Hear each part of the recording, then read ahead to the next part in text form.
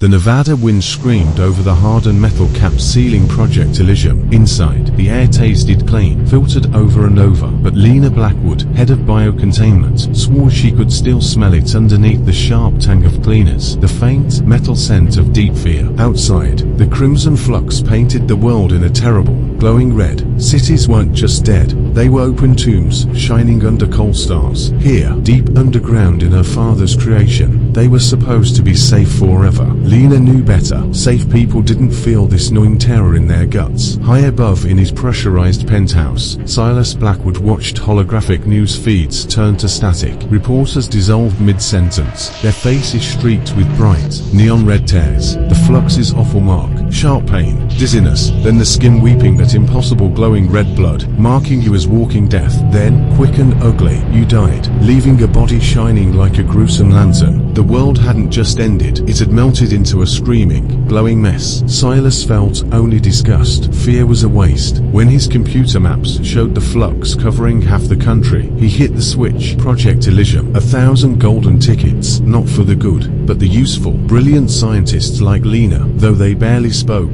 tough soldiers, bendable politicians, famous faces, and the engineers who built his empire. Their safe place wasn't fun, it was the vault. Buried deep under an old missile base, in the empty black rock desert, the vault was built for pure fear. Walls 50 feet thick, special locks, indoor farms like paradise, giant tanks full of fake meat. Outside, the Flux ruled. Inside, Silas kept everyone busy. Brain-jacking pleasure pods offered endless fake joy. Virtual reality showed impossible beauty. Machines cooked up fancy fake food, and constant music and fake laughter tried to drown out the dead silence above. They were safe. They were bored. They were scared stiff. 6 months in, brain scans showed cracks beneath the fake smiles. Silas, whose strange ideas had twisted into a godlike belief in himself, decided they needed a sharper kind of fun. He announced the Scarlet Masquerade, not just a party, a fight back. Defiance shone through world spending and pretending. The masquerade exploded across the vault's core. 7 huge rooms, each a full-on attack on the senses. The sapphire cascade shimmered with waterfalls made of light. The violet vortex pulsed with deep, thudding music under swirling fake skies. The emerald world dripped with wet heat, crawling with glowing fake plants. The citron half felt warm, with holographic fire dancers, twisting in golden mist. The opal sanctum was painfully bright, filled with floating, glittering crystals. The lilac maze confused, with hallways of sweet purple smoke, and whispers coming from nowhere. Then, the 7th room, the onyx void. Its entrance was just a dark arch. Inside, pure, total blackness. Walls, floor, ceiling, nothing but dark. Only the far wall wasn't dark. Giant windows, not glass, but thick, swirling red liquid light, bathing the room in a constant, sickening blood glow. At its heart stood the Devourer, Silas's pet monster, a huge black sculpture, shaped like a starving locust, holding a giant clock inside. Every hour, its jaws slammed shut with a sound like the earth breaking. Crackm. The noise shook your bones. Music died, laughter choked off, dancers froze, faces pale in the bloodlight, pure terror written on them. For 30 seconds, raw fear was king. Then, as the jaws slowly creaked open, showing the new hour, the wild party noise rushed back, louder, more frantic. Silas, dressed in a suit that glowed like dying stars, ordered costumes, ugly beauty. Guests became nightmares and angels made of light fabric and brain projections. A politician shimmered as a cloud of knife-winged moths. A famous influencer pulsed like a sick, giant heart. A famous architect looked like a crying angel made of broken glass. The air buzzed with clashing music and fake happy screams. As the Devourer marked 11 o'clock, unease grew thick under the perfume and machine smells. The onyx void stayed empty, a bad sore. Its bloodlight leaked into the lilac maze, a nasty reminder. Each chime felt heavier. The party took longer to restart. The laughter sounded like broken glass. Midnight was coming. The air felt electric. Crack. The Devourer ate the hour. Silence fell, heavy and choking. A glass smashed in the citron half. A dancer froze mid-spin in the lilac maze. In that dead quiet, before the crazy noise could start again, the whispers began. Near the onyx void's arch, a figure stood, unseen before. It now grabbed the frozen stares of nearby people. It wasn't a costume, it was a horrible wrongness. Tall, painfully thin, wrapped in grave clothes that looked like dust and TV static. Its mask was rough, a pale, rotting face, empty eyes staring from deep holes, but the stains, thick, wet-looking smears and splashes of glowing, bright red marked the shroud over the chest, arms, and mask. It didn't show the flux. It was the flux made real. The blood man. A strangled gasp tore through the crowd near the arch, spreading like lightning. Raw animal panic replaced the fake fun. Silas, holding court by a fountain of glowing fake champagne in the opal sanctum, felt the mood snap. He turned, his star suit flickering. He saw the figure, saw the pure terror twisting the faces of his chosen few. Rage, cold and total, flooded him. This was his safe place, his perfect world. This thing was a glitch, a crack in Elysium's perfect walls. Security. Silas's voice, booming from hidden speakers. Cut the silence. Grab that. Mistake.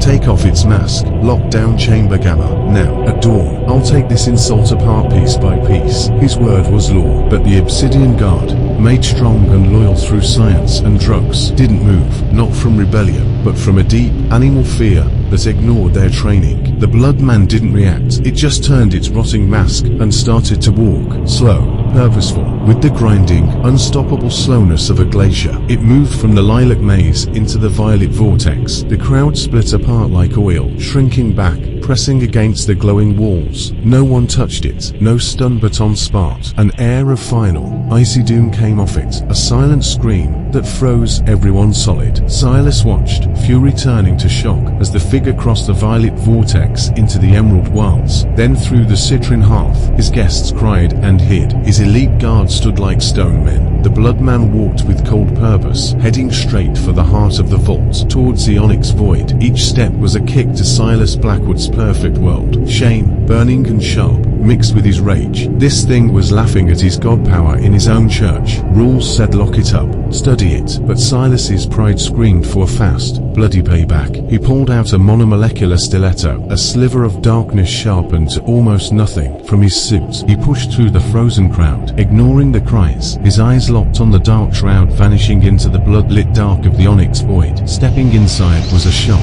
Loud color and sound vanished, replaced by heavy quiet and the thick, metal smell. The bloodlight made long, grabbing shadows. The devourer towered, black jaws still open from the midnight chime. The blood man stood before the giant clock, its back to Silas, giving off an unnatural stillness that felt older than the desert above. Enough, Silas roared, his voice eaten by the huge dark. You think my walls are paper? You think death gets in here? He lifted the stiletto, its edge shining red in the bloody light. I am Silas Blackwood. I build realities. You are garbage. He lunged, a fast, mean stab aimed at the back of the covered head. The blade should have slid through fake cloth and bone like nothing. It hit something solid, not flesh, not metal, something impossibly hard, cold, and dry, like jabbing the blade into packed, ancient dust. The blood man turned, slowly. The rotting mask seemed to shift, the empty eyes fixing on Silas with an old, terrible knowing. Silas tried to pull the stiletto free. It was stuck, unmovable. A sound came from the figure, not a word, but a dry, papery sigh, like sand falling on a coffin. Silas's star suit flickered wildly, then went dark,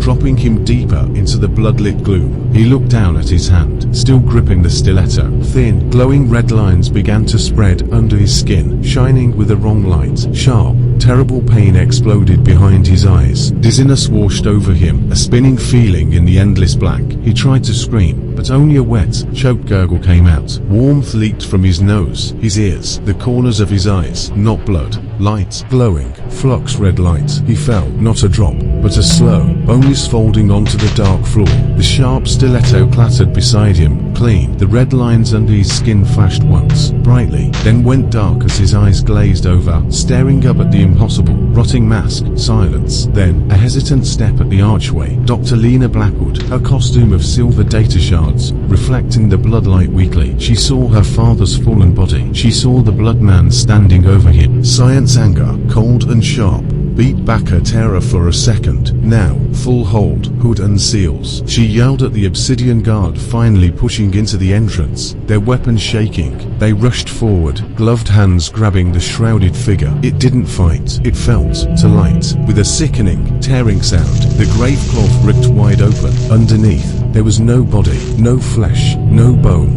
no wires, only a swirling, thick cloud of fine, red dust, smelling like hot metal, electricity, and old dirt. Static held it for a moment in the shape of a man, before it collapsed inward with a soft whoosh, vanishing into the dark floor like sand in a timer. The rough rotting mask clattered down, empty. Lena stared at the spot where the dust vanished, then at her father's body. A faint, almost invisible trace of red dust sparkled on his collar, near his neck. Her scientist mind, trained on tiny horrors, raced. How does it spread? Air, tiny machines. How is it so heavy? Where did it come from? A wet, choking scream ripped through the shocked quiet. Not from the void, but from the violet vortex. A man clawed at his throat, glowing red tears cutting through his bright body paint. In the emerald wilds, a woman who'd been laughing seconds before dropped, shaking, neon blood spreading like a terrible flower over her fake jungle vines. Like falling dominoes made of dying stars, the screams started. Not just fear now,